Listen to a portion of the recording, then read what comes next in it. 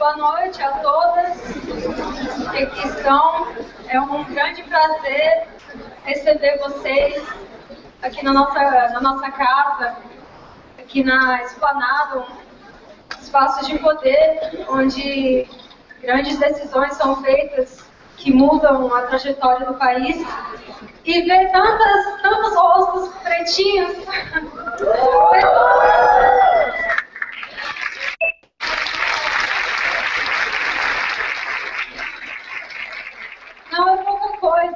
Não é pouca coisa ver essa pretalhada linda aqui, discutindo, conversando, se unindo, para que a gente possa ter um futuro mais alinhado com aquilo que a gente acredita. Não é, gente? Eu agradeço a presença de todas vocês aqui. Obrigada.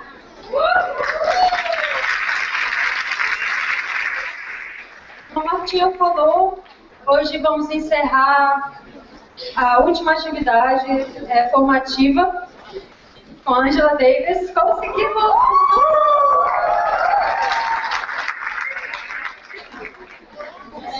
Vivi!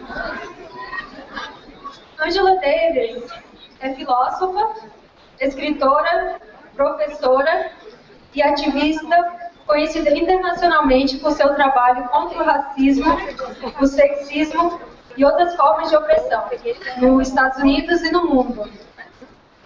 O ativismo político de Angela Davis começou quando ela era jovem em Birmingham, Alabama, e continuou nos seus anos de colégio em Nova York. Em 1969, foi afastada da sua função de professora do Departamento de Filosofia da Universidade da Califórnia, em represália a seu ativismo social e a sua filiação ao Partido Comunista nos Estados Unidos. A Patrícia Hill Collins fez uma apresentação ontem,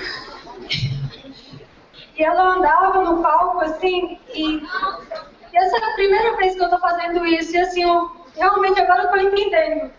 Porque começa a tremer aqui em cima, dá uma vontade de ficar mexendo. Angela Davis atuou conjuntamente com o SNCC, Comitê de Coordenação Estudantil de Não Violência, e com o Partido dos Panteras Negras.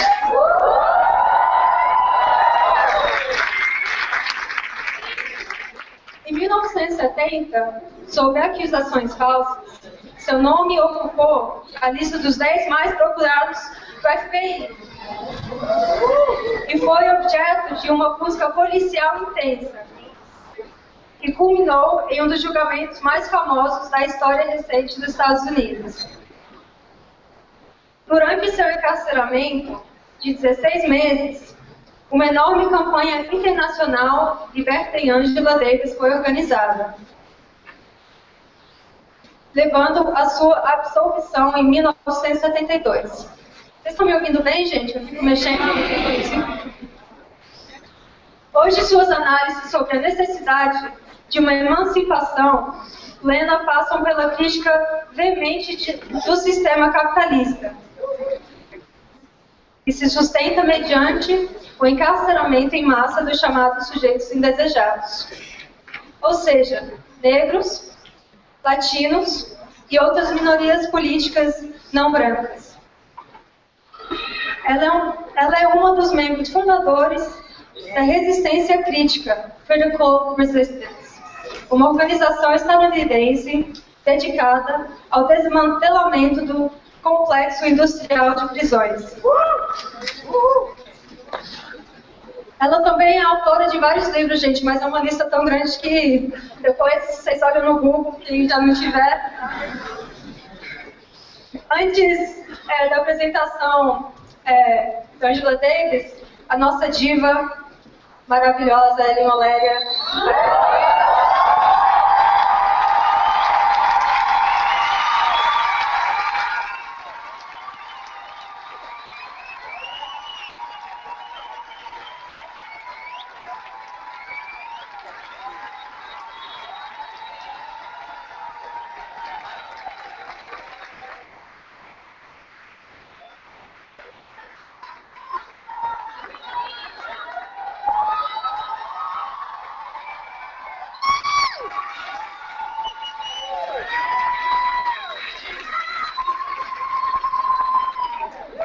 Boa noite, senhoras, boa noite, senhores.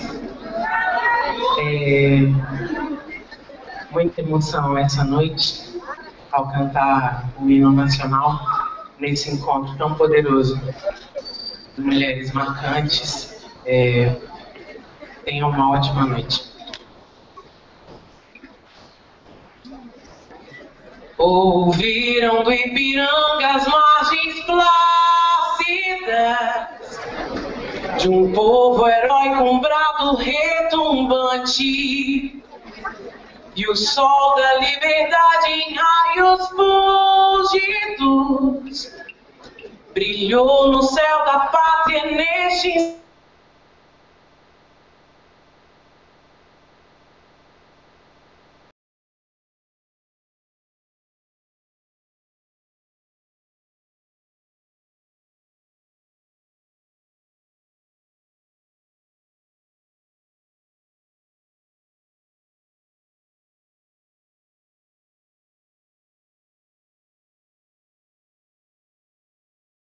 Um sonho intenso, um raio vívido de amor e de esperança, a terra desce. Sem teu formoso céu risonho e límpido, a imagem do cruzeiro resplandece.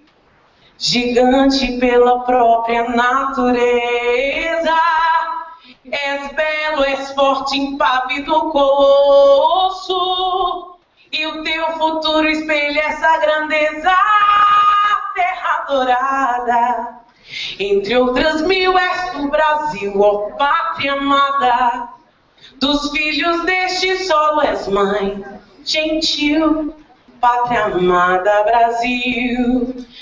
Deitada eternamente em berço esplêndido, ao som do mar e à luz do céu profundo, fulguras, ó Brasil, florão da América, iluminada ao sol do novo mundo, do que a terra mais garrida. Teus risonhos, lindos campos têm mais flores, nossos bosques têm mais vida, nossa vida no teu seio mais amores. Ó pátria amada, idolatrada, salve, salve.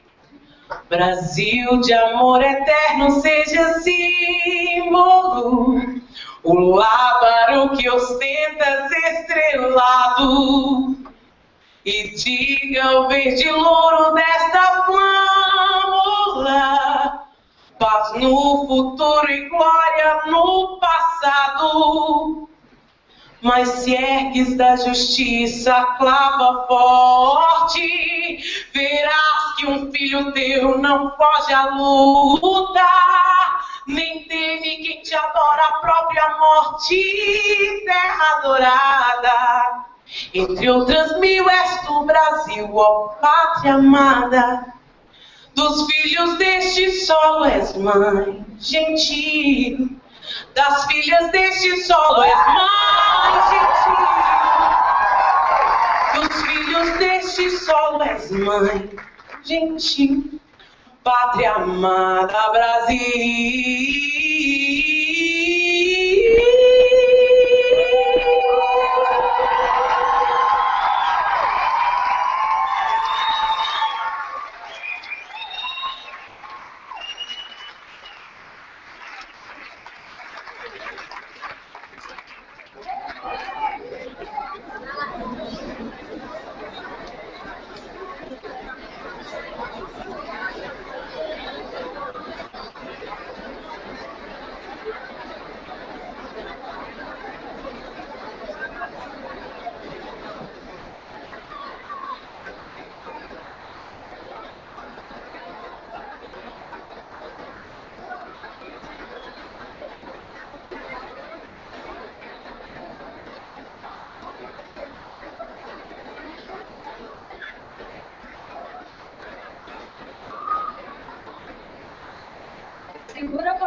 Especial, Ellen Olera e Angela Davis. Quem aqui chorou? Agora temos a... Olha, gente.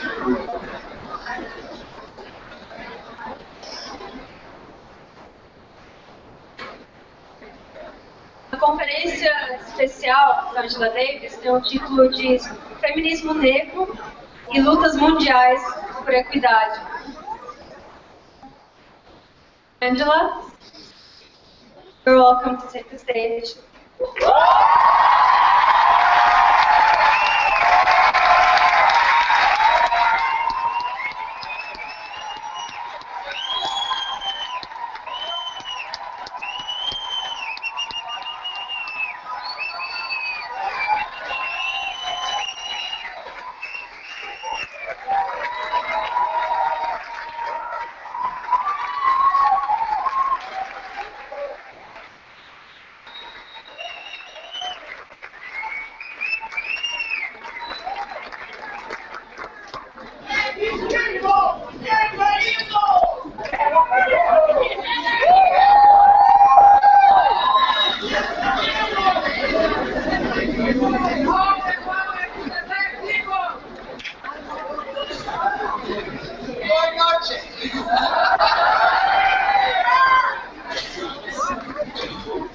It's really wonderful to be here this evening. I so enjoyed the song by Ellen Oleria, and I would like to begin by thanking Ana Flavia Magalhães Pinto, right? And all of the other organizers of Póstv Latinidades for having invited me to participate in this wonderful event. When I first received the invitation, I knew immediately that I had to respond in the affirmative. Who could ever say no to an invitation to visit Brazil? Especially to an invitation to attend a festival celebrating women of African descent in the Americas, and especially to an invitation to attend a festival celebrating Black women in the centennial year of the birth of Carolina Maria de Jesus.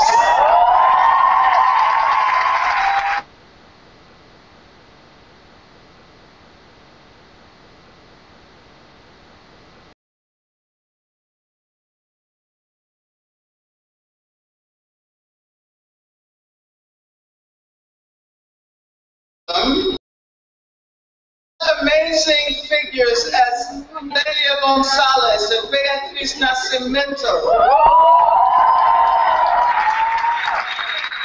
And of course, Luisa Barros, who is now Minister for Racial Equality.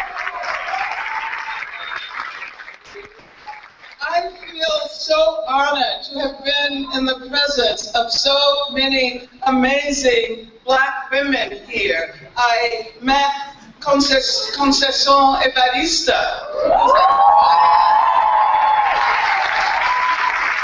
and so many other writers and artists from Brazil and from throughout the diaspora. Let me tell you that my first trip to Brazil was in 1994, I believe.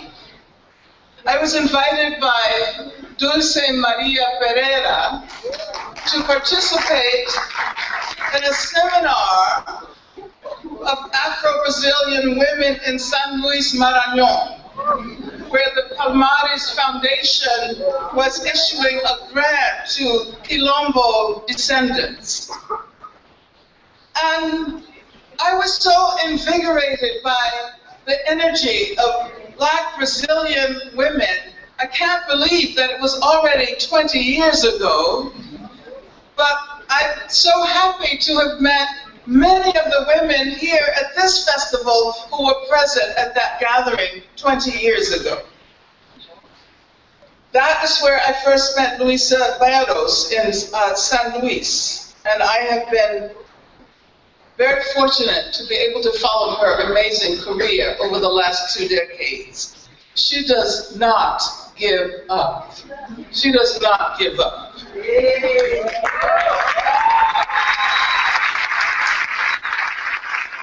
I've been invited to speak about Black feminism 3 times in Bahia, in Salvador, in Cachoeira, and Cruz das Almas. And Angela Figueiredo, who invited me to Bahia, is present at the festival. So thank you, Angela. Every time someone calls her name, I look. There's so many Angelas here, it's quite amazing. When I learned that Raquel G. Sosa would be the translator, I really rejoiced. Not only because she's an excellent translator, and each time I've come to Brazil, she has been my translator, but because her research is on Brazilian women of African descent. So thank you, Raquel. She's, I think, in one of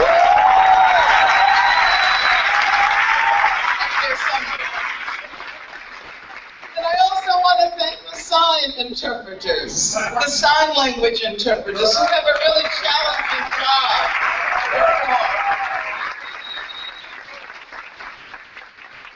Because I speak, and what I say has to be translated into Portuguese, and then the interpreters have to translate it into sign language. So thank you so much for making this accessible to non-hearing people.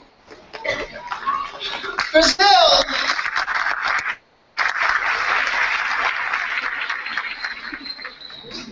has to be my most favorite place on the planet. And not least because of the sustained activism of Afro-Brazilian women. So I would like to thank you for keeping the legacies of Black feminism alive. And finally, I want to thank Patricia Hill Collins. Oh, and she's sitting right in the second row.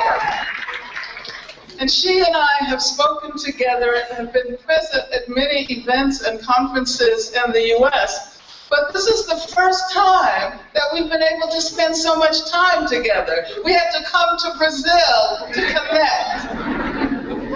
So thank you, Patricia Hill Collins, for Black feminist thought and for all of your works. And thank you for your intervention at the festival yesterday evening. I've been asked to speak about Black feminism and the struggle for global equality.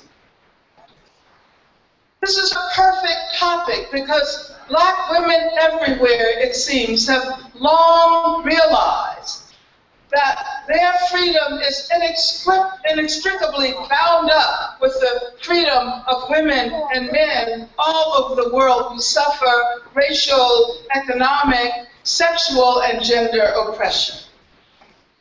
The very hallmark of Black feminism has always been its capaciousness, its capacity to embrace difference, and to discover connections among issues that often seem, at least on the surface, to be quite separate.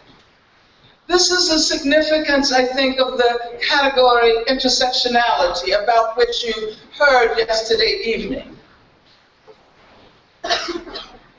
We can talk about the many ways in which Black feminisms, and I think it's probably more accurate to speak in the plural, Black feminisms, women of color feminisms, have revealed how important it is to incorporate a consciousness of global capitalism and war, of global structures of white supremacy and gender oppression, of heteropatriarchy and settler colonialism. It means that we have to challenge neoliberalism and talk about alternatives to capitalism. We have to talk about socialism. We have to talk about racial justice everywhere. We have to talk about sexual freedom, the ability to choose one's intimate partners. But we also have to talk about the need to resist assimilation into hetero-patriarchal structures. We talk about LGBT civil rights. We talk about the right to marry in particular. But where are our critiques of marriage as a bourgeois capitalist institution increasingly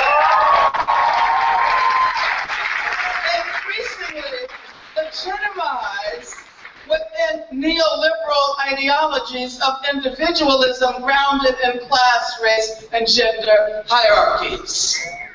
These are issues that affect us all. But before I continue to offer a few ideas on Black feminisms and the global struggle for equality, I should say that as a person who lives in the United States of America, I have to be hyper-conscious of the colonizing impulse that often asserts itself through our thinking, even when we assume that we are expressing solidarity in non-hierarchical ways.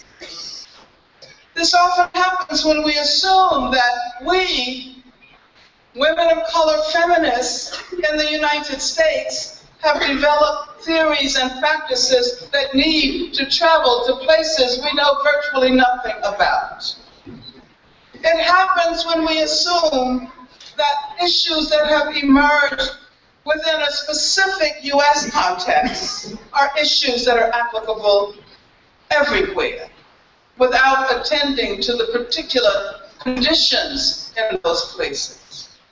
And it especially happens when we think that because we are from the United States of America, there is nothing significant we can learn from feminists in the global South. Sometimes we fail to realize that there are very important lessons to learn from South-South dialogues.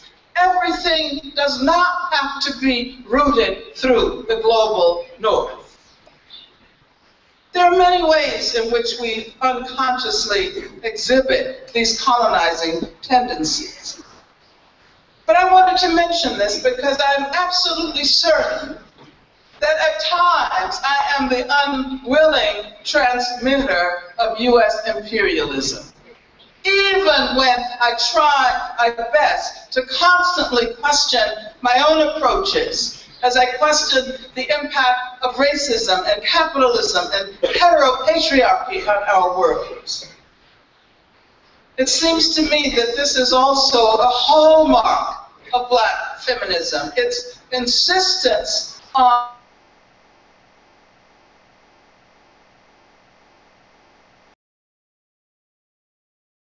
transform economic, political, and social conditions around us. Now, we may not always be in possession of the tools that permit us to engage in this critique. And of course, powerful ideological tendencies too often prevent us from seeing our worlds and our histories. Ideologies often compel us to see certain things with clarity, we think. We assume we're seeing them with clarity. And ignore others, which are as important, or perhaps even more important than those things we assume we see so clearly. But once self-critiques become available, we cannot sweep them under the rug, even if it means that we have to completely remake ourselves and refashion our sense of what it means to struggle, to be free. And so I want to offer 3 examples here. And the first has to do with the failure to acknowledge the significance of the Haitian Revolution as the first non-racial democracy in the world.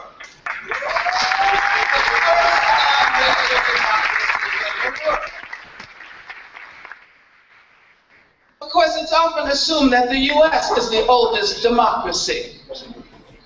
And Obama likes to talk about being president in a country that can claim the oldest democracy. Maybe we'll talk about him later on. But it's assumed that the U.S. is the oldest democracy, 1776, followed by France, 1789. The Haitian Revolution, led by Toussaint de Louverture, created the first non-racial democracy in the world. And it is interesting that in the 1805 constitutions, all citizens, regardless of their racial background, were proclaimed to be black. All citizens became black. No more mulattoes, morenos, whatever. No more white people. Everybody was black. The last were made first. Everyone would be black. A few weeks ago in South Africa, I had the opportunity to participate in a seminar with a political theorist from Guinea. His name is Siba Reed. And he asked why the universal always has to be the superior, the socially, economically, and politically superior. Why do we assume that the universal is white? It used to be when the category women or woman was evoked, the assumption was that it was a white woman. The subject of rights has been clandestinely raised as white for so long that oftentimes we completely forget.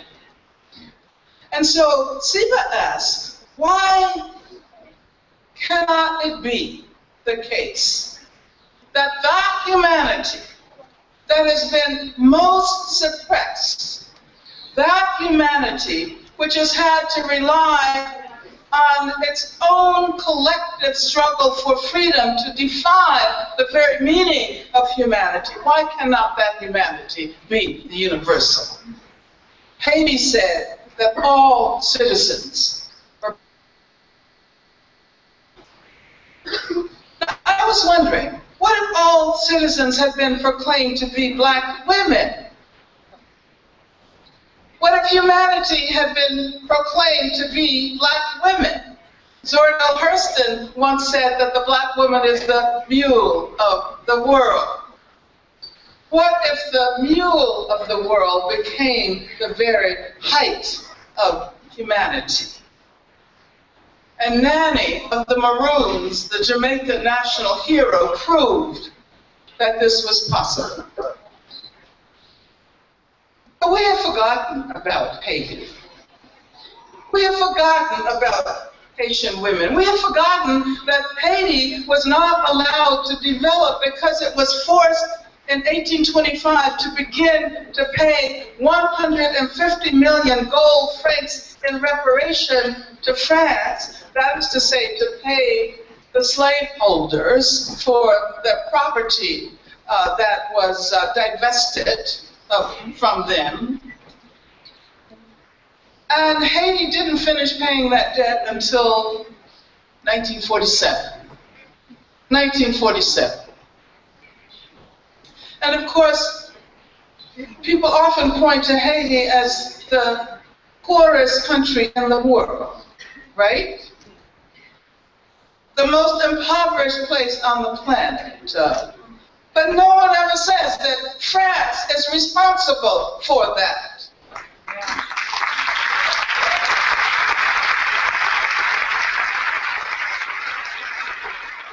So, what changes in our vision of the future if we recognize that democracy does not have to be white? That black women do not have to become white in order to rise up in the world? What if we define democracy in ways that are not racialized as white and gendered as male? And I think this is a question that should really resonate in Brazil,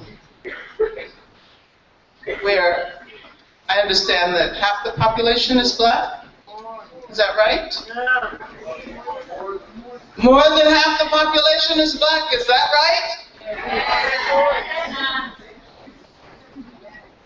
How many black senators are there? How many black senators are there? 2? 1? 3?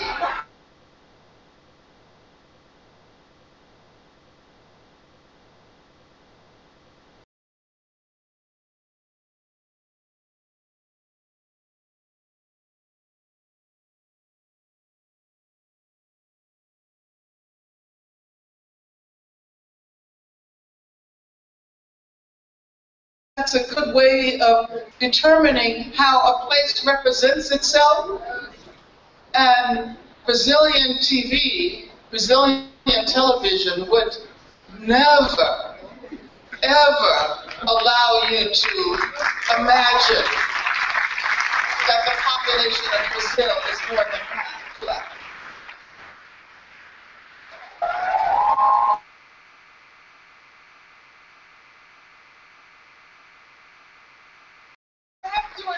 I cannot speak authoritatively about Brazil. Brazil is not my field of study. But sometimes it's not necessary to be an expert to notice that something is terribly wrong in a country that is majority black, but its public face is white.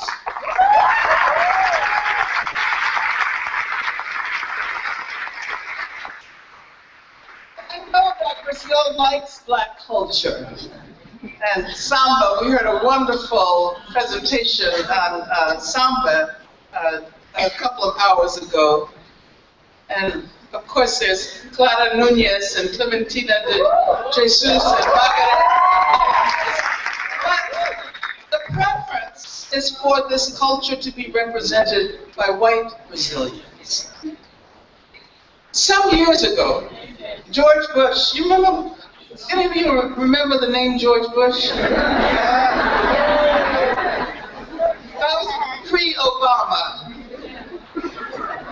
Well, George Bush visited Brazil, and he said to Brazilians, he said, "Oh, I didn't know you had so many black people here." And then Condoleezza Rice had to instruct him about the roots of the African slave trade. But now that it is acknowledged that black people constitute the numerical majority here, now that it is acknowledged that black people constitute the numerical majority here, and I don't know why people talk about minority majorities, a majority minority, but we cannot act as if we did not know that. Black people and black women are on the rise. Black women represent the future of Brazil.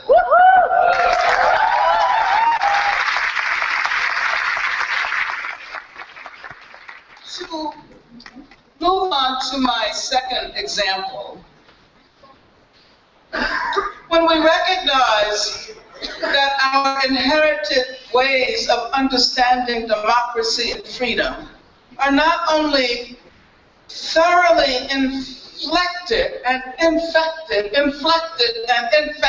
with white supremacy, but also with sexism and masculinist modes of understanding. We cannot pretend that we don't know this. We cannot pretend that we don't know this. Freedom for black people of all genders is not freedom for the black man. And this is why we cannot acquiesce to strategies that assume that it is our fundamental task to support black men. And of course we support black men, of course, but not to the exclusion of acknowledging and supporting black women.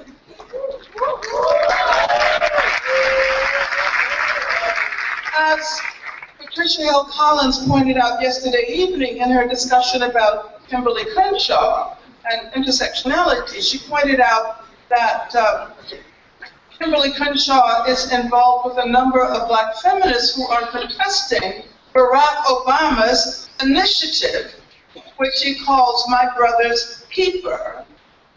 It is designed to keep black men out of prison.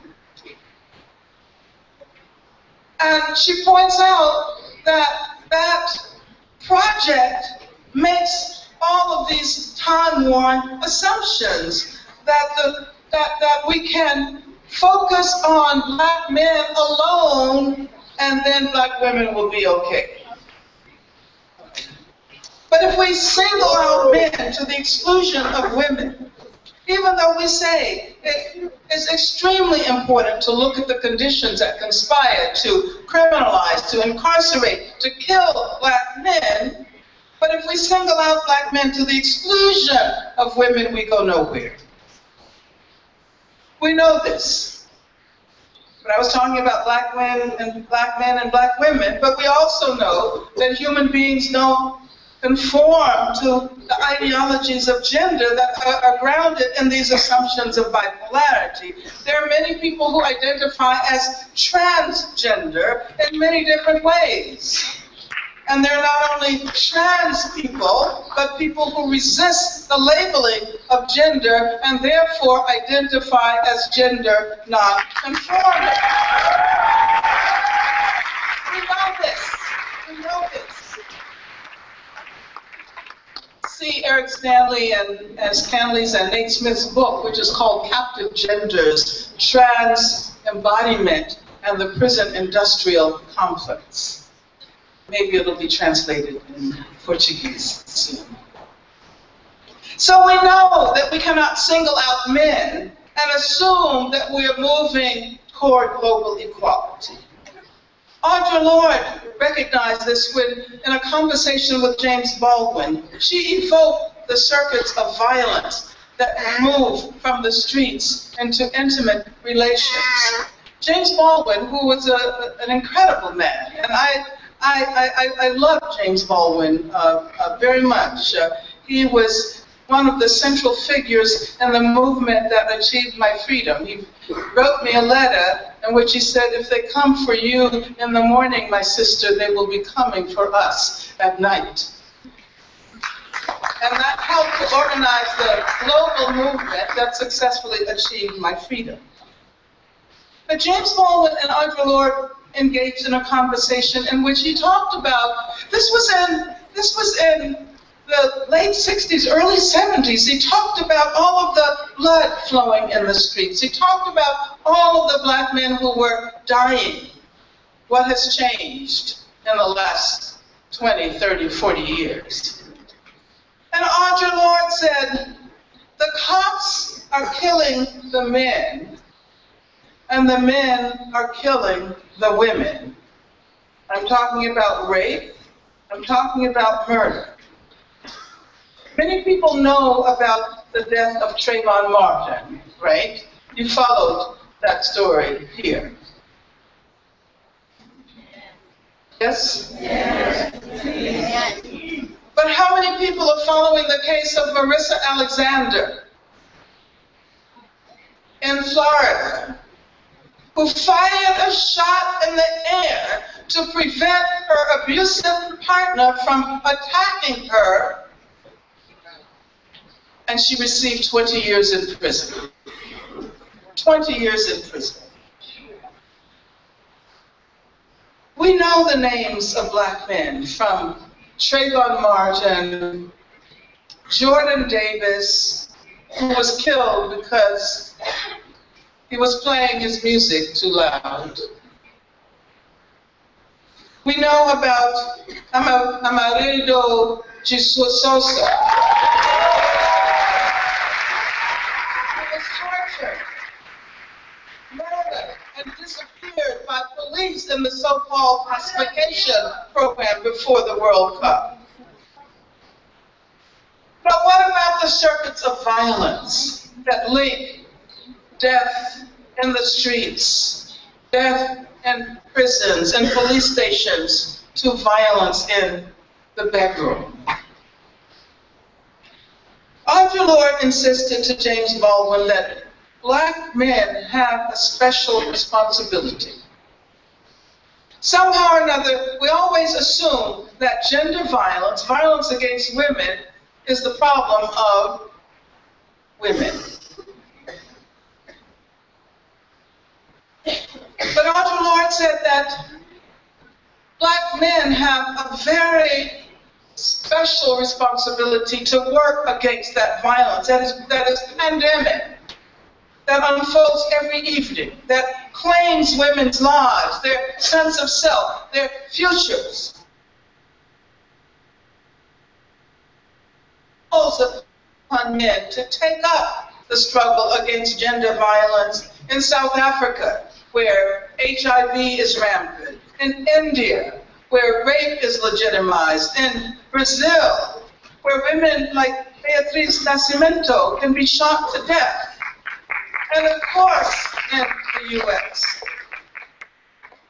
We know that there is a link between institutional violence and intimate violence. We know that, to use a term that is the title of an article by Angela Harris, we know that heteropatriarchy kills. We know that prisons produce toxic masculinities, that prisons reproduce violence that is visited on women. We know that violence at the hands of the police, violence in prison, often becomes violence against women, violence against gay men, lesbians, trans, and intersex people. We cannot pretend we don't know this. Whether we are in South Africa, India, Brazil, or the US. The global struggle for freedom demands that we understand these connections. Okay, I have a third example.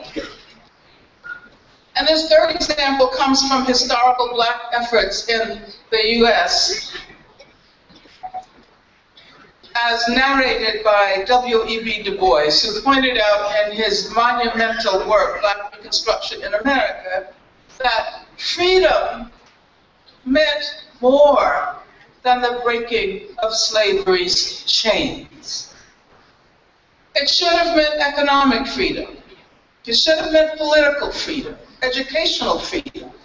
And I would add that it should have been sexual freedom, the ability to choose sexual partners instead of being forced to subordinate sexuality to procreation in the interest of reproducing the slave population.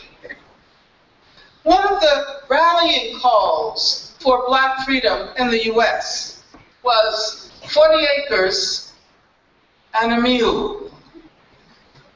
You may recognize this because it is the name of Spike Lee's production company.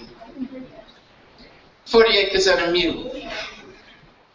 So black people needed not only to break slavery's chains, but to claim the means to sustain free life. Black people needed land and the means to work that land. Thus, 40 acres, the land, and a mule, the animal that would help to plow the land. And as a matter of fact, that claim, 40 acres and a mule, is still resonating with black people today. There are black people who are still trying to get their 40 acres and their mule. But I can't resist speaking out on behalf of the mule and ask, what about animal rights? And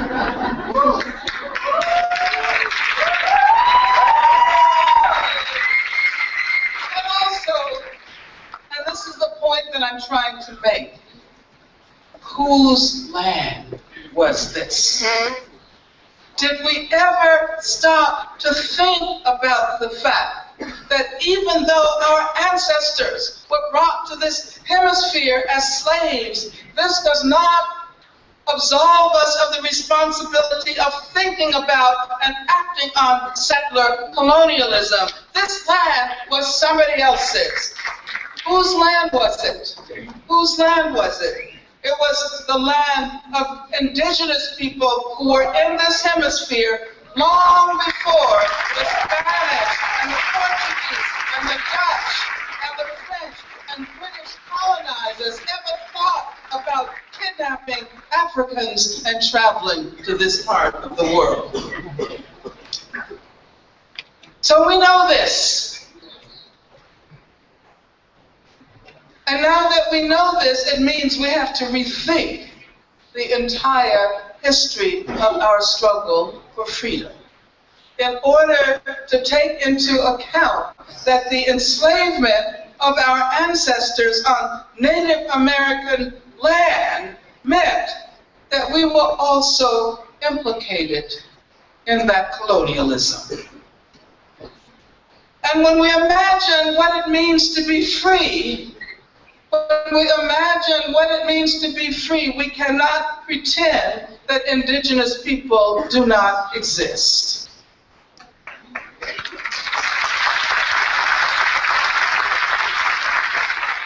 And so the question is how to revise and how to rethink. In Colombia, Afro-descended people are struggling to retain their land and their culture, especially against the indigenous people are also struggling against deterritorialization for the same reasons. We cannot pretend that these are separate struggles. And I think this is what is so important about Black feminism, its capacity to continually revise, rethink, and relaunch. And I think we will be doing this for a very long time. This consciousness about the role of settler colonialism in the US, in the Caribbean, in Brazil, and elsewhere makes us recognize that we need to stand up against settler colonialism today, which means solidarity with indigenous people's struggles, whether in the US, in Colombia, in Brazil, but it also means recognizing Israel as the only settler colonial state in the 21st century that continues to expand.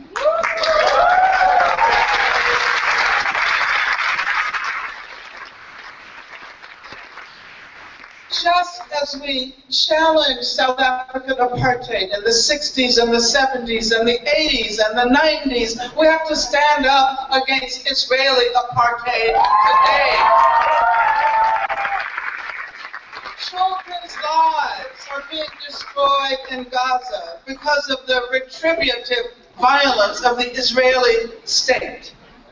Those of us who work against the global prison industrial complex recognize that occupied Palestine is a vast open-air prison, and that if we are ever to advance our struggles against mass incarceration, prison industrial complex, carceral technologies that have traveled from the US all over the world, we also have to express our solidarity with the Palestinian people.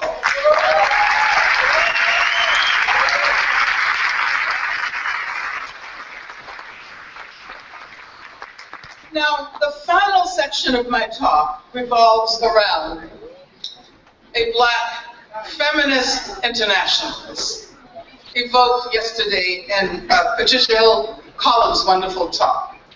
And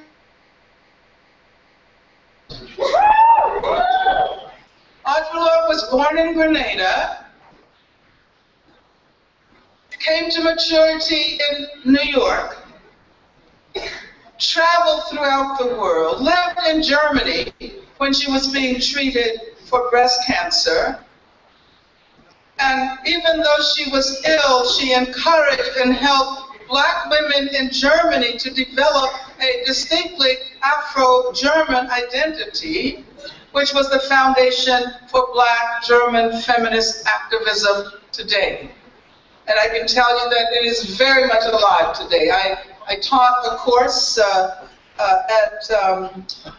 in Germany at the University of Frankfurt last fall, and I had the opportunity to meet an incredible number of passionate, committed Black feminist German activists.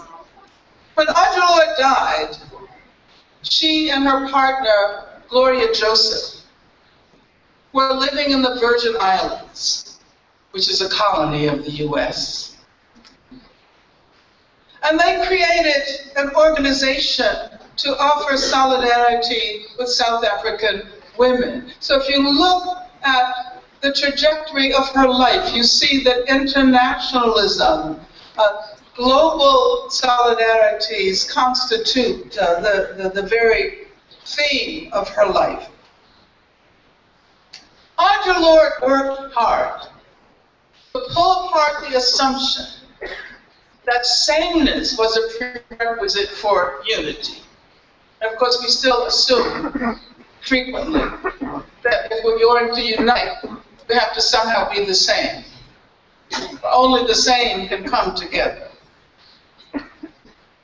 20 years after her death, we rely on her amazing insights, whether we acknowledge them or not. Whenever we try to imagine and organize radical movements that bring people together across racial, gender, sexual, national borders. These important ideas of feminist theories and practices which assist us in our research if we are scholars, which assist us in our activism if we are activists, and hopefully many of us are scholars and activists, scholar activists, activist scholars. But we rely on the foundational insights of Audre Lorde. You know, Western cultures have a hard time allowing difference to do its work. Western cultures do not like difference. In order to be acceptable, whatever it is, has to be capable of being assimilated, integrated, incorporated, homogenized. And this logic has helped to bolster not only homophobia, but racisms of many sorts: anti-indigenous racism, anti-Black racism, anti-Latino racism, anti-Asian racism, anti-Muslim racism. In her essay, Age, Race, Class, and Sex, Audre Lorde pointed out that the need for unity, that I'm quoting, is often misnamed as a need for homogeneity. It is often assumed that diversity, and I don't know if you have a corresponding concept in Portuguese. Do you use the term diversity? Diversidade. Well, it's often assumed that that's equivalent to the end of racism. Integrate different-looking people into a process that itself remains unchanged. And I often point out that strategies of diversity are about difference that does not make a difference. Difference that does not make a difference. This is why diversity was so quickly taken up as a corporate strategy. don't reorganize the exploitative character of capitalist production. Just make sure more Black people, more women, more Latinos can actually profit from that exploitation. Yesterday, we also talked about the master's tool will never dismantle the master's house. And my most favorite quotation from Audre Lorde is in that essay. And I periodically share it, and I'd like to share it with you this evening. Difference, she writes, must not be merely tolerated, but seen as a fund of necessary polarities between which our creativity can spark, like a dialect. Did I read it again? Yes. Okay, difference must not be merely tolerated, but seen as a fund of necessary polarities between which our creativity can spark, like a dialect. And so this notion of the creative as opposed to the destructive potential of difference, the insistence on interdependency instead of hierarchy. And she talks about uncharted worlds and new ways of being. These concepts remain absolutely essential to radical internationalist Black feminist thought and action in the 21st century. The notion of difference as generative, as productive, as creative, militates against the most basic underpinnings of Western logic, which have become the ideological frameworks of normality. And so Audre Lorde constantly urged us to think beyond the acceptable, to think beyond the normal. If any of you ever heard her speak, you know that she always introduced herself as a Black, lesbian, feminist, mother, warrior, poet, come to do my work. And this was an effort to demystify assumptions that these terms could not inhabit the same space. Black and lesbian, lesbian and mother, mother and warrior, warrior and poet. She insisted on what you might call a politics of articulation that became the very groundwork of the feminist approach to intersectionality. And I would say, when we talk about intersectionalities, we not only have to think about intersectionalities of identities, but intersectionalities of struggles, linking the issues, linking the struggles, struggles against racism in Brazil, struggles against Islamophobia in the US, struggles against settler colonialism in Israel.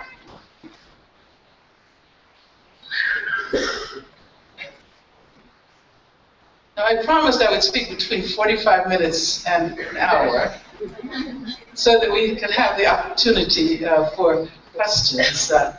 So I think I'm going to wind up here by, and I want to use Audre Lorde to help me conclude again, because an important dimension of Black feminism that we don't talk about enough is self-care.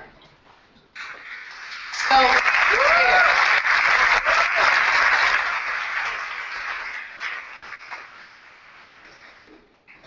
And if you look at Audre Lorde's Burst of Light, there are journal excerpts that are included in that small book. And of course, she's living with cancer at this point. And she says, sometimes I feel like I'm living on a different star from the one I'm used to calling home. It has not been a steady progression. I had to examine in my dreams, she writes, as well as in my immune function tests, the devastating effects of overextension. And too many of us overextend ourselves.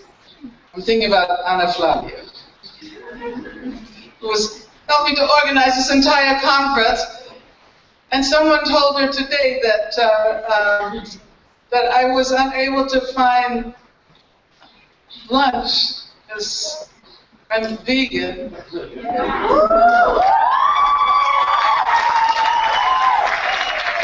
And so she dropped what she was doing and insisted on taking me to a vegan restaurant for lunch.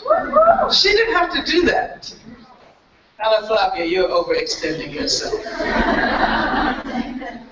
I would have been fine, although I feel great now, having had that wonderful meal. But Audre Lorde writes, overextending myself is not stretching myself. I had to accept how difficult it is to monitor the difference. That was as necessary for me as cutting down on sugar. Cutting down on sugar. I know Brazilians like sweet things. You're going to have to confront the politics of food at a certain point. Necessary for me is cutting down on sugar, cruel, physically, psychically. And then she says, caring for myself is not self-indulgence. It is self-preservation.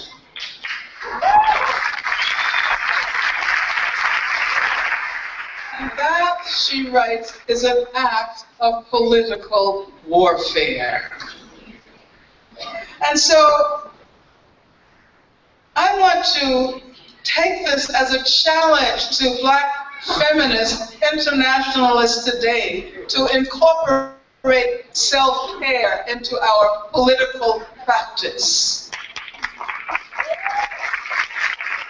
And I'm talking about self-care as a collective, not as an individualistic practice. Thus, we care for our bodies consciously.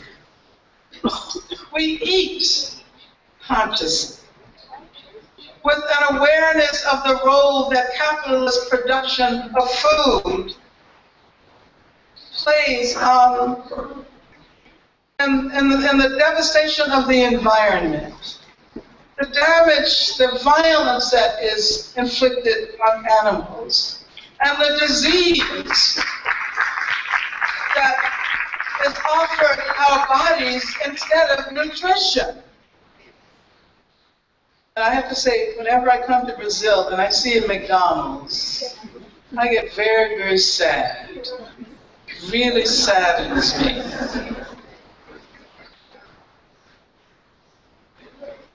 We should also, as this conference, as this festival has insisted on, we should also incorporate spirituality into our practice, recognizing that health is about body, it is about mind, and it is about spirit. And so finally, let me share this quote from Audre Lorde with you.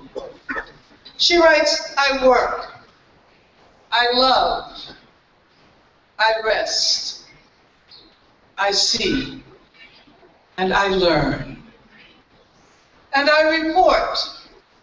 These are my givens, not sureties, but a firm belief that whether or not living them with joy prolongs my life, living them with joy, whether or not living them with joy prolongs my life, it certainly enables me to pursue the objectives of that life with a deeper and more effective clarity. Thank you very much.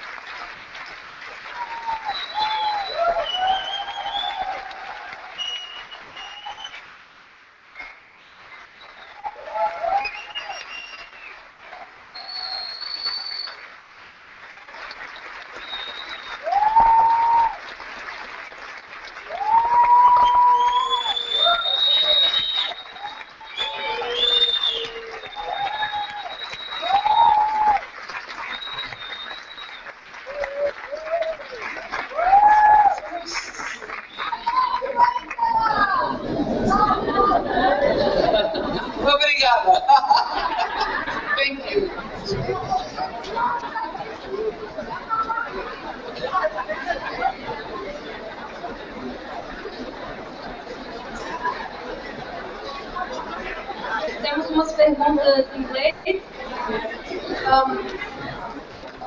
You talked about transgender people and described. Okay, we have a few questions. So, you want me to read it? All right. This is a question that has come from someone in the audience. You talked about transgender people and described them as non-conforming gender people. Don't you think that the so-called cisgender women could be described in the same way? What I'm trying to know is if you don't have any criticisms about the idea that gender is an essential characteristic. Who asked that question? Quem fez essa pergunta? Yeah, I thought that was the point that I was trying to make. I'm sorry if it did not come across clearly.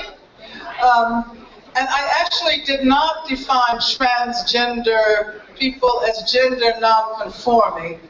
I was using that as a separate category because there are people who identify as trans, people who identify as gender non-conforming. That's to say, not male, not female, not trans man, not trans woman, but gender non-conforming entirely. And I think that you are right to say that cisgender women or men can be described in the same way. It's ideological. And the point that I was trying to make is that feminists have long worked with the notion of two genders. And so what do? Once we know that that doesn't work anymore. We cannot pretend that we do not know that the bipolarity, the binary system of gender with which we have worked can be sustained. So we have to break it down. We have to figure out, how to toss out that binary system of gender, and many more gender identities will probably emerge. One of the things that's really exciting about doing feminist work, I think, is that we never really know what we're going to encounter in the future. And that's so exciting about struggling for freedom. Once you assume that you absolutely know what freedom is, what it's going to look like when you get there, what it's going to feel like when you get there, then you are not free. You are not free at all.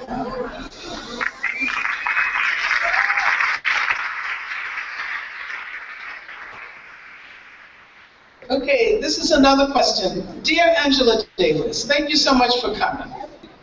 Can you speak about links between Black feminism and trans feminism, considering transgender international struggle for life and rights, as in the case of C.C. McDonald's racist and transphobic and classist imprisonment? Tight hugs. Tight hugs. Jacqueline Gomez de Jesus, social psychologist and Afro-trans feminist. Thank you so much for this question.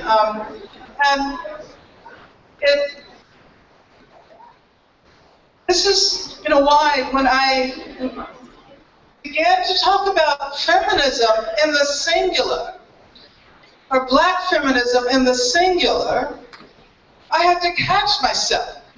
And I had to say that there's not a unitary system of theories and methodologies and practices that we can name one kind of feminism.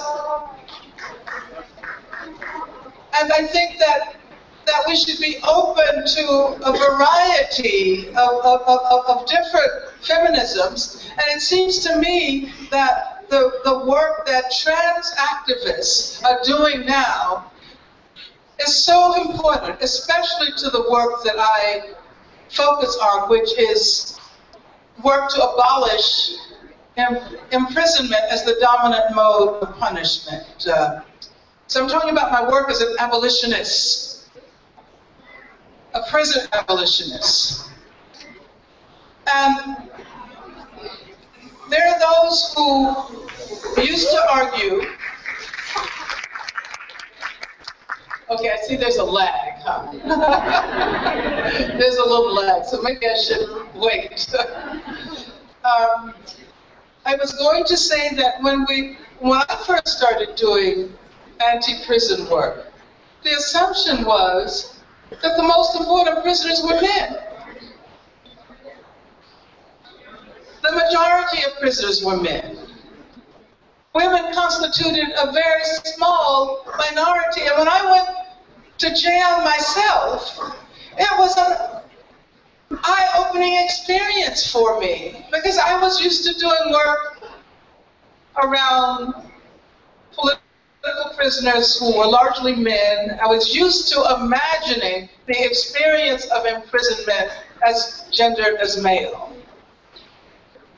And I realized that there were aspects of women's experience that not only help us to understand what it means to be a woman in prison, but that help us to understand the whole system. So we get greater insight on the way the apparatus of the prison functions by looking at the situation of women. I can make the same observation about trans prisoners. If we look at trans people in prison, we discover something about the apparatus that we might not have known had we assumed that trans people constitute such a small minority of prisoners that it's not really worth devoting a lot of energy to understanding what is happening with trans people. If you look at trans prisoners, you learn that the prison itself is a gendering apparatus. Because I don't know about Brazil, but in the US, there are prisons for men and there are prisons for women. And so what happens if you don't fall into one of those categories? And so you realize that the system of punishment itself is a way of normalizing our notions of gender. And therefore, the relationship between struggling to abolish imprisonment as the dominant mode of punishment takes on that relationship.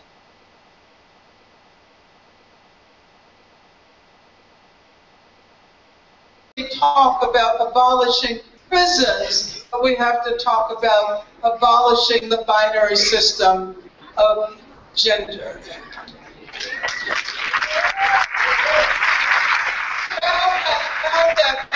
That begins to answer that question. Are there more questions? I'm going to start reading the questions in blocks, and most of them are in Portuguese. So Ana Flávia is going to help you to put the equipment.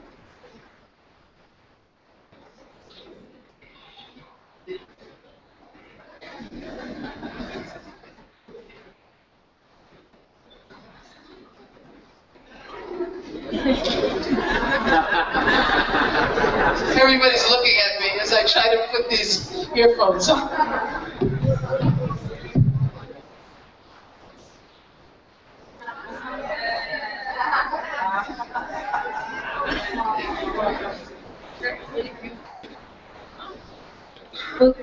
Nos Estados Unidos, tá ok, gente? Nos Estados Unidos, sua luta pelo feminismo negro tem sucessores? A questão racial hoje nos Estados Unidos, na era Obama, tem que bandeiras?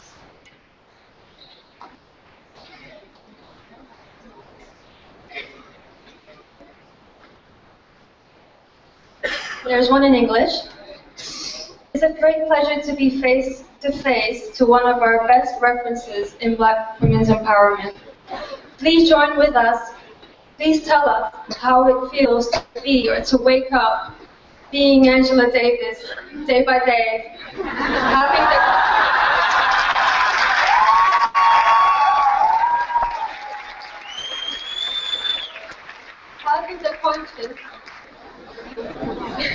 being conscious that you inspire the Black diaspora in many aspects. And there's the last one, part, which is in Portuguese. Daniela Luciana Freitas Candangas pergunta: recentemente fizemos atos e manifestações para protestar contra o assassinato cometido pelo Estado de Cláudia da Silva. Cláudia,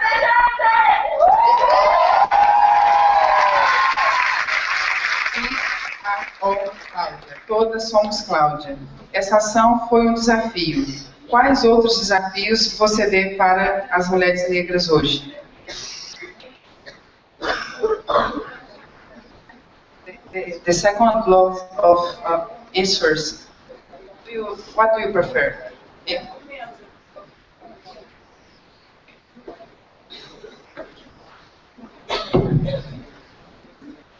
Okay, the first question had to do with whether or not, it's a strange question, whether I have any successors. I don't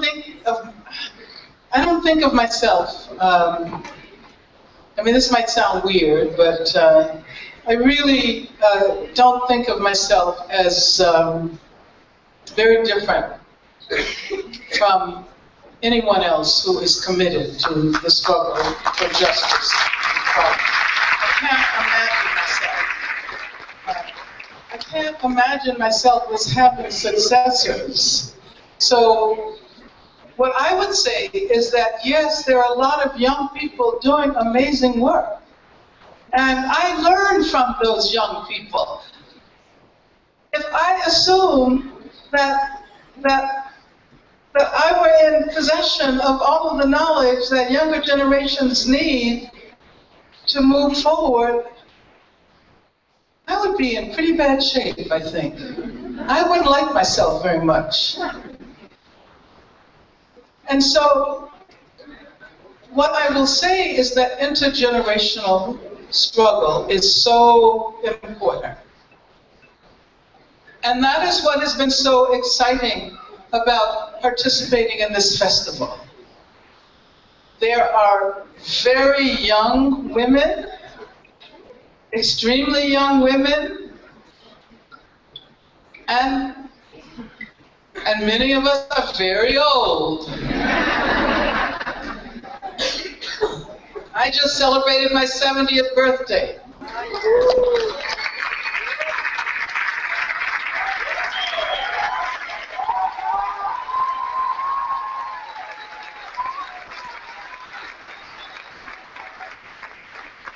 We all have to work together. We all have to learn from each other. And I think people who grow old and forget what it was like to be young forget that there is so much that they have to learn from young people. And they also forget that younger people often tend to be more imaginative and more creative and more willing to take risks because they haven't done it before. We've done it too many times. We've done it too many times, and we assume that certain strategies will fail. So I'm totally inspired by the work of young people. And let me say that oftentimes people look back at the 60s and the 70s and they think of that as the most radical era.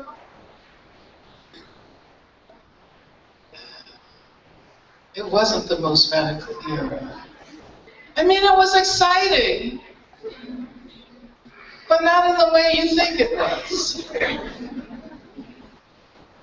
And when I look back on that period, I realized how much we did not know. That was one of the reasons why it was so easy to struggle, because we didn't know anything.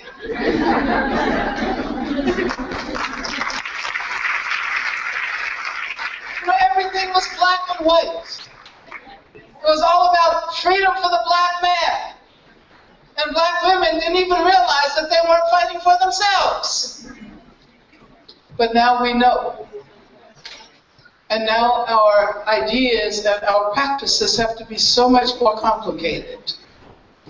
And so I think that this is the era that can bring about some lasting change. And that we have to, I always point out, we have to act as if it were possible to make a revolution in the world. We have to act as if that revolution were possible. Did you translate that? Yeah.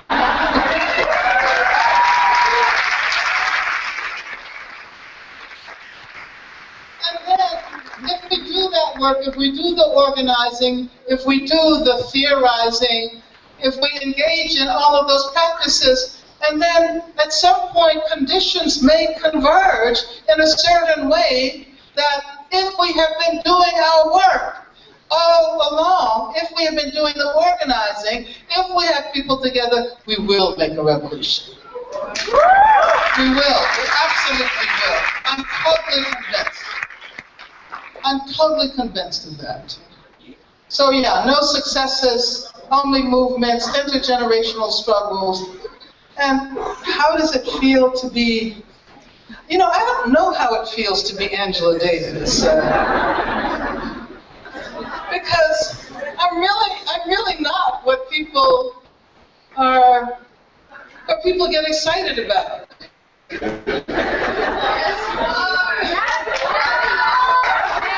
let me tell you why I say that. I say that because none of you would know my name had not it been for the movement in 1970, 71, 72 that was organized all over the planet. That movement that achieved my freedom. I was in jail. I always point out, I really didn't do that much of anything. I fought with the guards. I wrote statements to be read at rallies sometimes. But the real work was being done by people, vast numbers of people in Brazil and elsewhere in South America, and people in India, and people in Europe, people in the US. And so that's what you're excited about. You're not excited about one individual. There's no way in the world that I could ever live up to those expectations, and I don't even try. So let me tell you a story that kind of reconciled me with the, what you might call the dissonance between the image and the person that I am. I saw this young woman who was wearing a T-shirt that had my picture on it. And I used to get really embarrassed. I'm very shy. I'm a shy person. You may not believe that I'm very shy. And so I used to feel kind of embarrassed when I saw people walking around with my picture on their shirts. So if I saw somebody, I would turn away. But I got up the courage to ask this young woman, I said, why do you have that T-shirt on? Why are you wearing that T-shirt? And her answer made me understand that it was not about me. She said, when I wear this T-shirt, I feel powerful. She says, I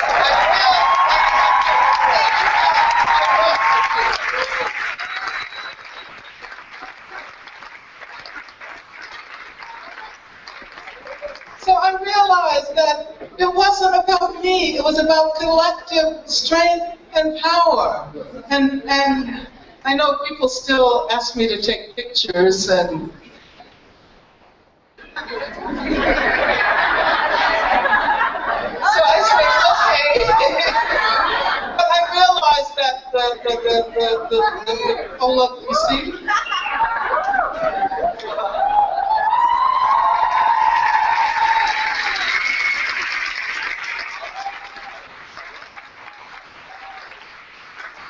But I do think it is so important for us to be able to imagine collective strength and power, because we like to think of individuals as being the powerful forces.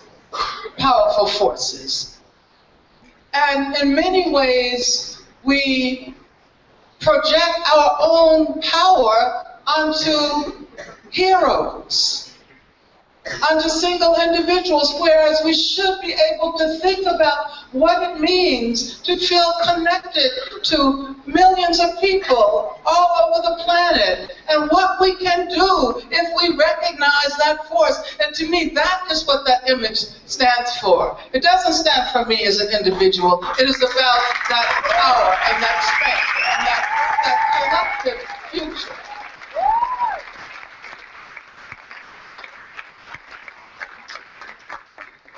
And I think the other question, Claudia's, yes, you know, we have to build movements wherever they're necessary, and generate solidarities. But at the same time, we have to recognize that only addressing the individuals is not going to change the world. And so, you know, I think about similar cases in the U.S. Hadiya Pendleton, who was killed shortly after she participated in the first Obama inauguration. And of course, we grieve and we mourn the loss of individuals. But we have to figure out how to dismantle the structures, how to get rid of the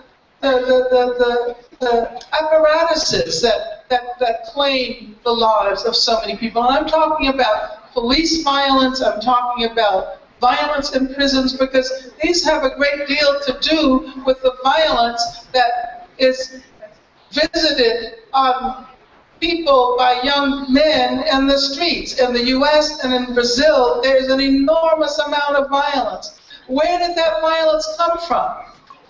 Why are the police so violent? Is it just because the police as individuals are violent?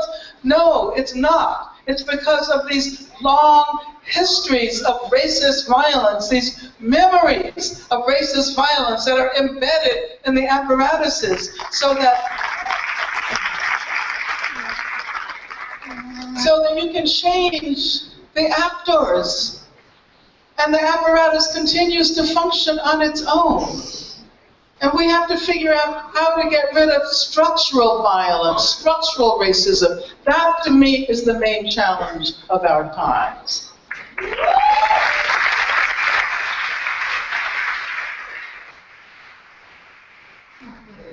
Nós temos uma pergunta enviada por um adolescente.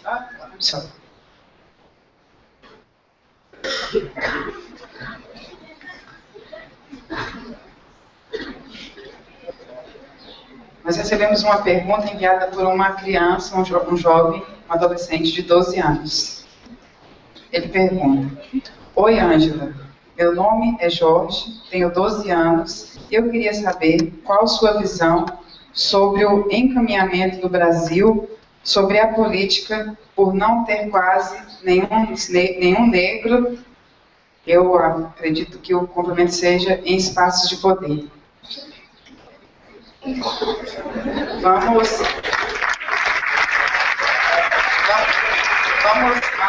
ao bloco específico, então. O que você teria a dizer as companheiras e companheiros que estão sendo perseguidos por serem pessoas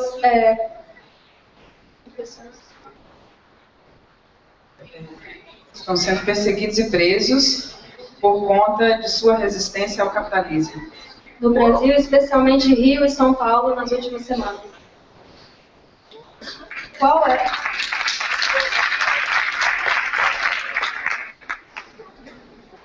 Qual é o legado dos Black Panthers para essa geração?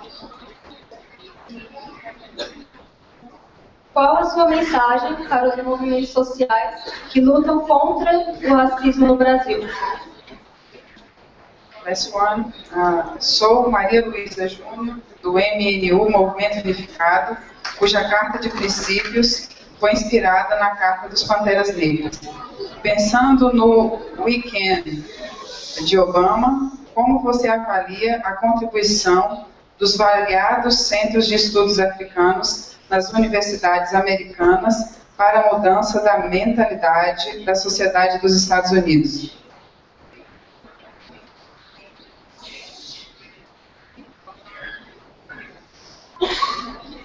That was the block.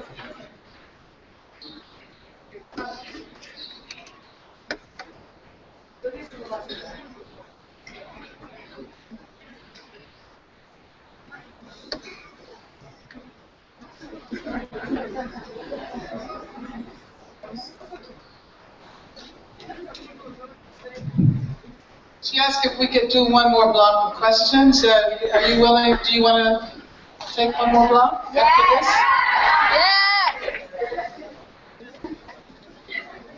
So,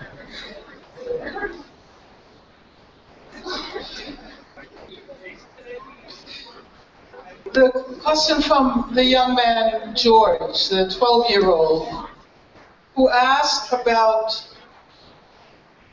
the problem of having no or few black people in places of power in Brazil.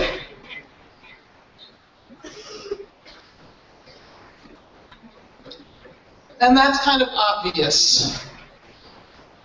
But I think you have to be very wary. You have the opportunity here in Brazil to think deeply not only about what it would mean to bring black people into places of power, but to also try to guarantee that those black people who move into places of power will disrupt those places of power and not fit in comfortably.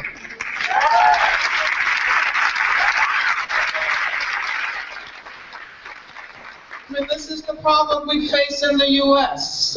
Now, there was a time, I remember when there was not a single black politician in the entire country, not a single black elected official. And I grew up in a part of the United States, Birmingham, Alabama, which was the most segregated city in the country. So my memories are about the virtual exclusion of black people from any institutions. Now, what do I think now that we have black people everywhere? We have black people in capitalist corporations. We have black billionaires. We have black people in Congress. We have black presidents of universities. And I could go on and on and on. We also have a black man in the White House. So what has changed? Well, I think it's important that we were able to move forward in that way. And personally, I never voted for any member of any major party until I voted for Obama. I always voted for communists. I always voted for Green Party. I always voted for peace and freedom. I always voted for the radical parties. So for the very first time in my entire life, in 2008, I voted for Barack Obama. And Barack Obama won. And nobody imagined that he was ever going to win. And that moment when we learned that Obama won, that moment of planetary euphoria, people in Brazil were rejoicing, right? People in Japan, in a place called Obama, Japan, were rejoicing. People in Africa were rejoicing. And we were all out in the streets. You know, the last time I was in Brazil, I said that evening when Obama won felt like Brazil.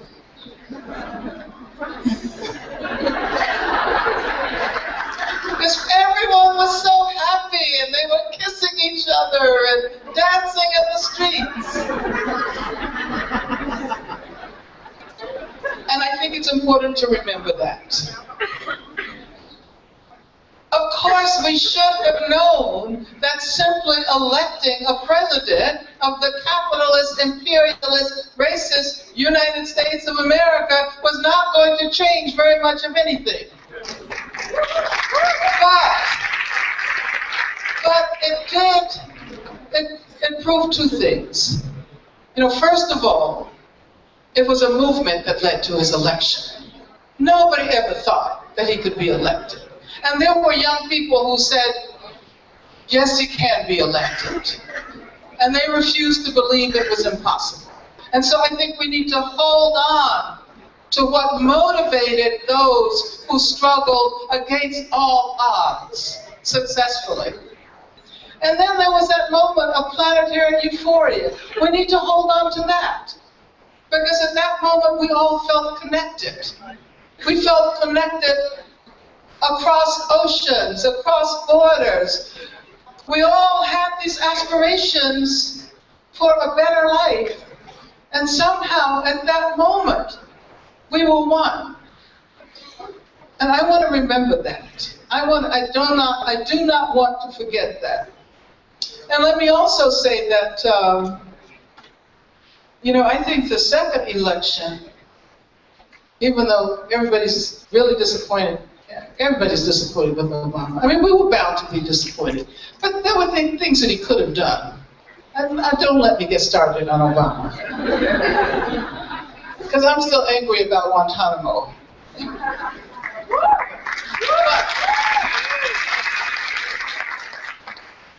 And I think I'm kind of answering the last question as well. But you know, Obama was not supposed to be reelected. Because the Republicans used all kinds of strategies to suppress, all kinds of voter suppression strategies. And what happened was that they decreased the number of polling booths so that people would have to wait in long, long lines, and they assumed in Black communities and poor communities and Latino communities, when people came and saw those long lines, they just assumed they were going to go home. But people did not go home. They stayed. Some people waited 8 hours in line to be able to vote. And that, to me, says something about the potential of the people of the United States. And I want to hold on to that. The last election, the majority of white men voted against Obama. The majority of white men voted against Obama. And you know, when I say white men, I'm not talking about every single white man. You know how we use these categories, right? And so if there are white men who say, well, she's not talking about me, well, if I'm not talking about you, your practice has to demonstrate that I'm not talking about you. But anyway, what was demonstrated by that election was that white men no longer controlled the reins of power. It was women, it was especially women of color who were responsible for the outcome of that election. So, people prosecuted and arrested because they resist capitalism. Yes, you've got to defend them. We're not going to get anywhere if we don't know how to stand up against capitalism. Capitalism is the problem.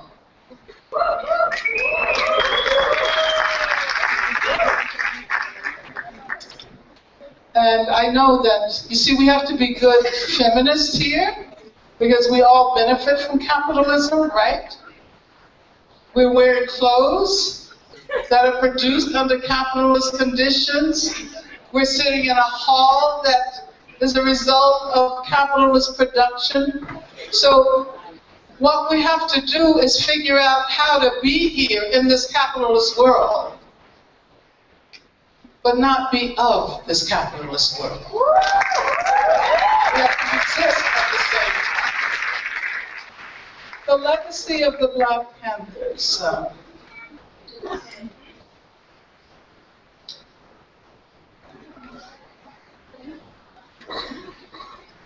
You know, that was an amazing moment in 1966. I'm just thinking about the year the Black Panther Party was founded, 1966. Most of you weren't even thought of then, 1966. The police were raging in Oakland's Black communities. And Huey Newton and Bobby Seale said, these young Black men said, let's do something about it. Let's do something about it.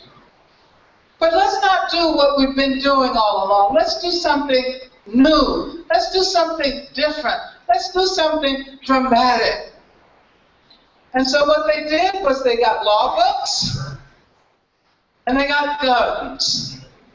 In those days it was legal to have an unconcealed weapon. And they said, let's patrol the police. So each time the police would arrest someone, would stop someone, Huey and Bobby would go up and they would ask the person, do you know your rights? Do you know what your rights are? And once they started doing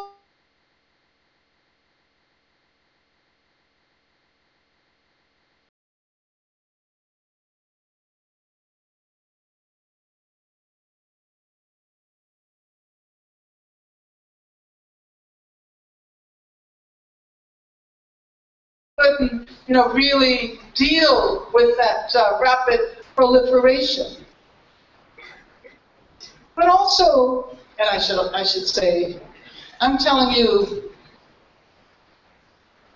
the positive side of the story. There's a problematic side of the story as well. And some of it has to do with the way women were treated. Some of it has to do with the masculinist notion of what it means to be a fighter for freedom. So we know all that. So we have to think in that complicated way. We have to, on the one hand, say that what they did was absolutely amazing. And then we also have to say, but now we can't do it that way any longer because we know too much. We know things we didn't know then. And so they created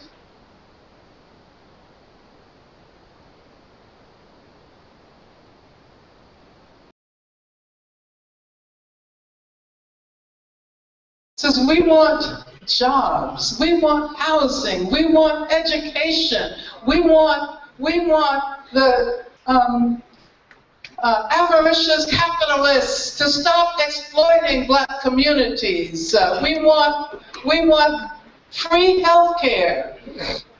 We want to release all people from prison who are victims of the racist apparatus of imprisonment. We want housing, we want land, we want food, we want health care.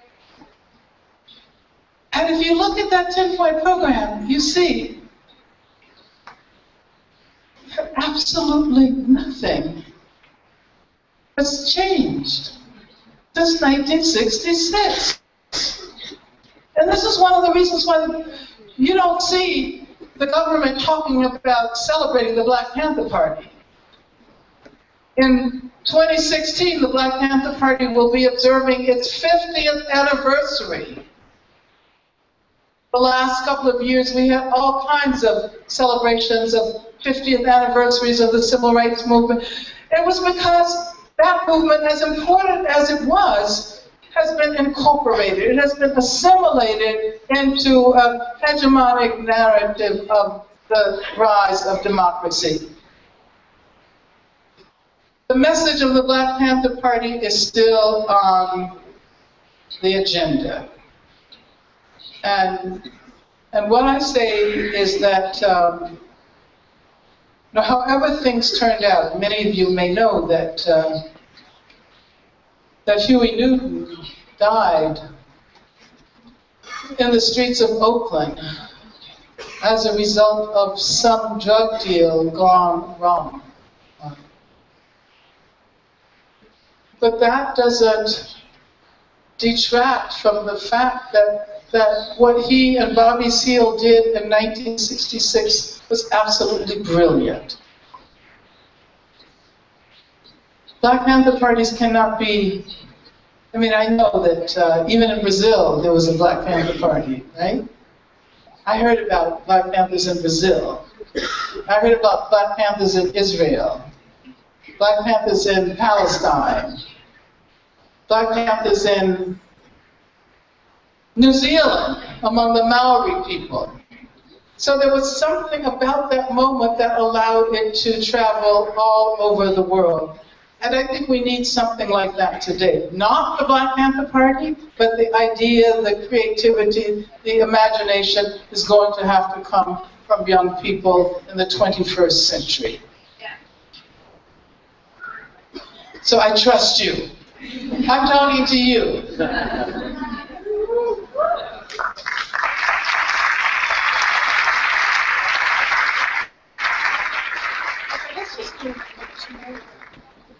Okay, we're just going to do 2 more questions. It's getting kind of late, and I know that we're actually not supposed to go beyond 9 o'clock. Let me do 1 more question, so we can be on time. 1 more question. Só antes de, just before I do the question, eu gostaria de pedir a todas as pessoas que estão envolvidas nos saraus que vão jantar, por favor, porque senão não vai dar tempo depois, porque vamos começar o sarau 10 minutos depois da conferência da Angela. Então, vou fazer a última pergunta.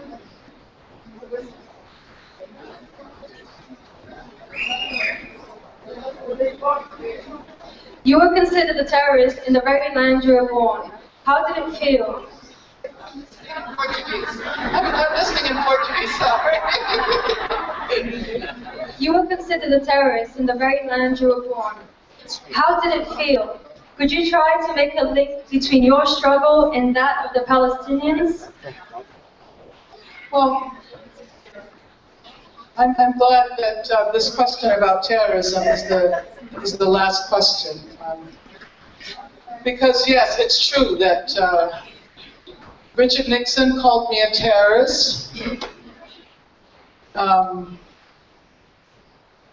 As a matter of fact, he tried to persuade my brother, who was a professional football player at the time, to join the campaign to find me. I was underground. I was underground for 2 months, and I was on the 10 most wanted criminal list, the FBI's 10 most wanted criminal list. But I don't want to talk about myself. I want to talk about Assata Shakur. Because there was a question about Assata Shakur last night. Did you know that Assata Shakur, who's lived for a couple of decades in Cuba, she escaped prison after having been falsely arrested and charged with a whole number of things that she could never have committed. She escaped from prison, went to Cuba, and made a life, and has lived since the 1980s in Cuba. Last May, the FBI and Homeland Security placed her on the 10 most wanted terrorists list. She is one of the 10 most wanted terrorists. Now, why is a 67-year-old woman who has been living in Cuba all of these years being labeled a terrorist? You know, terrorism is one of those words that is supposed to frighten people. The word is supposed to terrify people. And it seems to me that the labeling of Assata Shakur as a terrorist was designed to dissuade young people today from being involved in struggles. When I was on the FBI's 10 most wanted list, I said to myself, there's no way in the world I can be this dangerous person. You know, it was just me, and I had a companion who was helping me. And the most we had was a car. But I was represented as being armed and dangerous. And so that was a message to anyone who saw me to shoot me down in cold blood, and they could say, well, after all, the FBI said she was armed and dangerous. And with Assata, who is trying to live out her life in Cuba, dealing with the fact that she has been represented as one of the 10 most wanted terrorists in the world, means that she is being used to dissuade people from getting involved in struggles against racism, struggles against Israeli apartheid, and of course the so-called war on terror that was launched by George Bush and continues to be fought by Barack Obama. And I mean, isn't it amazing that there's been this so-called war on terror going on for the last, since 2001, since 9/11? That's that's 14 years, that's almost 15 years. And how many people have suffered as a result of that? You know, how many people have been killed? How many people have been tortured in Abu Ghraib and other prisons? And so what I would say is that we have to remember that the United States of America was a country that spent most of the years of its history steeped in terror. Slavery was a system of terror. The period of Jim Crow was a system of terror. And I can tell you, I remember as a child hearing bombs that were planted by the Ku Klux Klan that destroyed black people's homes. And this was condoned by the police. As a matter of fact, the police were the Ku Klux Klan. And in Birmingham, one of the men who was responsible for the bombing of the 16th Street Baptist Church and the killing of the 4 little girls, everybody knew who had participated in that bombing. As a matter of fact, his name was Dynamite Bob. People knew, but this was terror, and it was terror that was condoned. So whenever the U.S. government talks about terror, my message is, look at your own history. There you will see a history of terror.